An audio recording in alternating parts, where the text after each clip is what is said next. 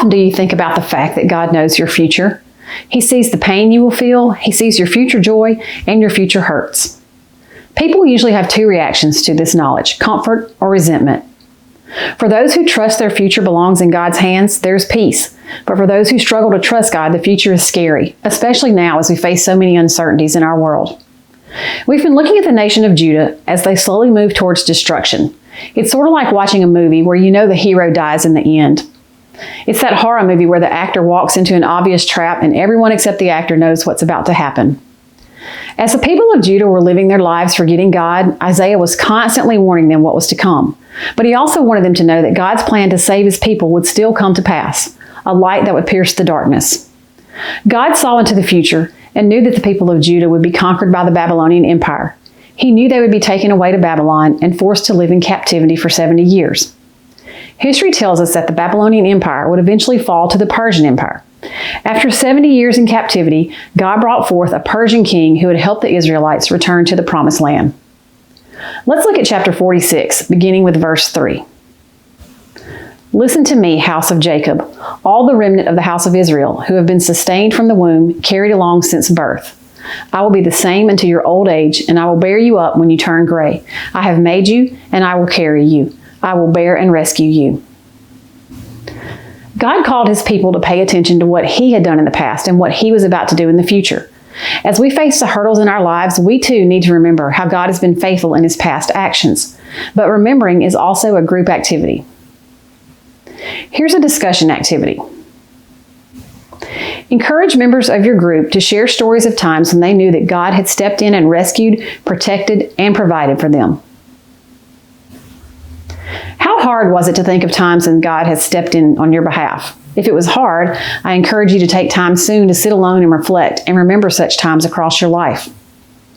Then write them down somewhere so that across the years you can add to them. Doing so can bring about times of personal revival and encouragement. All of the I statements in that last passage reminded the people what God has done in the past. His past actions were a template for what He would do in the future. God is consistent. As He saved His people from Egypt, so too would He save them from Babylon. God knew they were headed for hard times. They would be forced to leave their homeland. For many, that meant leaving loved ones behind. They would need to rely on God to sustain them.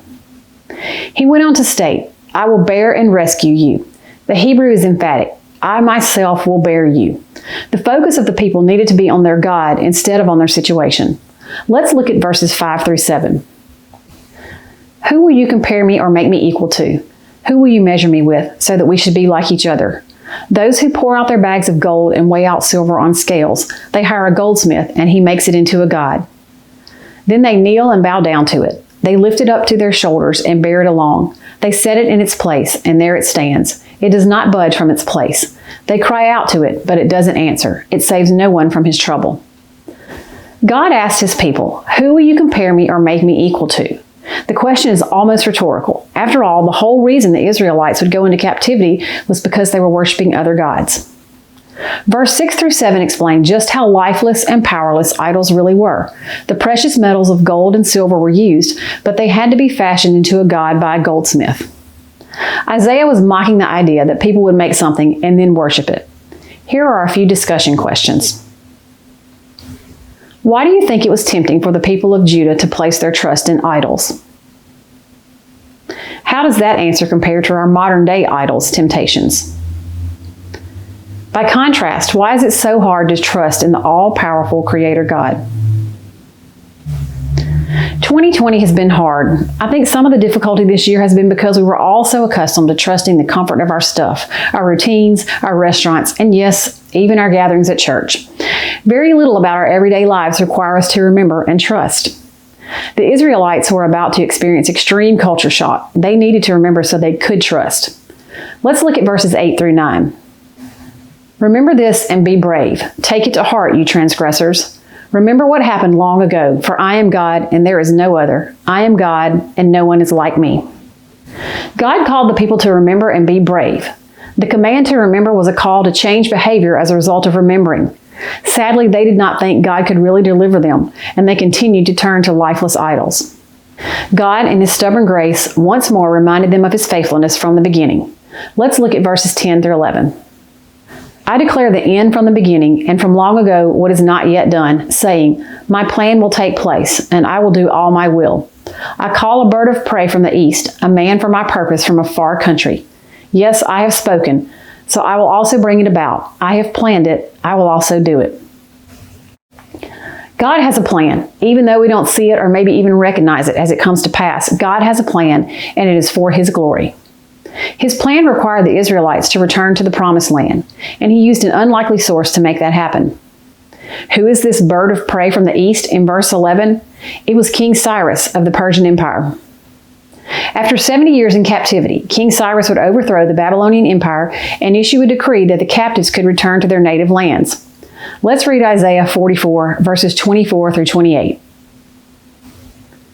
I am the Lord, the maker of all things, who stretches out the heavens, who spreads out the earth by myself, who foils the signs of false prophets and makes fools of diviners, who overthrows the learning of the wise and turns it into nonsense, who carries out the words of his servants and fulfills the predictions of his messengers, who says of Jerusalem, it shall be inhabited, of the towns of Judah, they shall be rebuilt, and of their ruins I will restore them, who says of Cyrus, he is my shepherd and will accomplish all that I please. He will say of Jerusalem, let it be rebuilt, and of the temple, let its foundations be laid.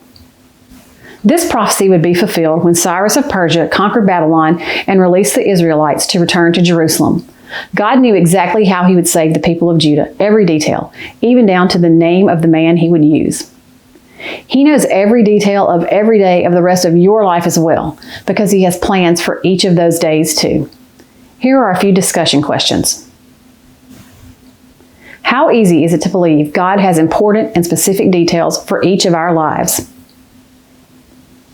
How does it make you feel to know that God has specific plans for your life? Knowing that He has a plan for your life, would you say you're working with His plans or against them? Let's look at a few more verses. Listen to me, you hard-hearted, far removed from justice. I am bringing my justice near. It is not far away, and my salvation will not delay. I will put salvation in Zion, my splendor in Israel. When Isaiah gave this prophecy, God's plan to use Cyrus is still far off. Remember, Judah would not be destroyed for another 80 years or so. Then it would be another 70 years before Cyrus would send them back.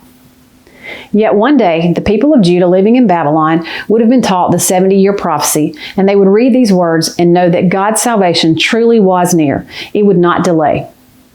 God's plan of salvation for the people of Judah who were living in Babylon came on the exact day God had predicted, 70 years after its destruction. God's salvation for all of mankind will also happen just as He has planned. A few weeks ago, Stacy talked about how God's plan for salvation has always been Jesus. Despite the failures of mankind, God's plan for our salvation cannot be derailed. Here are a couple of final discussion questions. Do you feel like Christ's return is near or delayed? What encouragement can you find in knowing that God's plan cannot be delayed by the actions of men? What if Jesus' return is soon? What if it's very soon? What do we need to be doing differently? Let's be determined to share this good news with our world. And let's also consider who else we can invite to our home groups. Have a great week. Don't forget to leave your comments down below, and we hope to see you at worship on Sunday.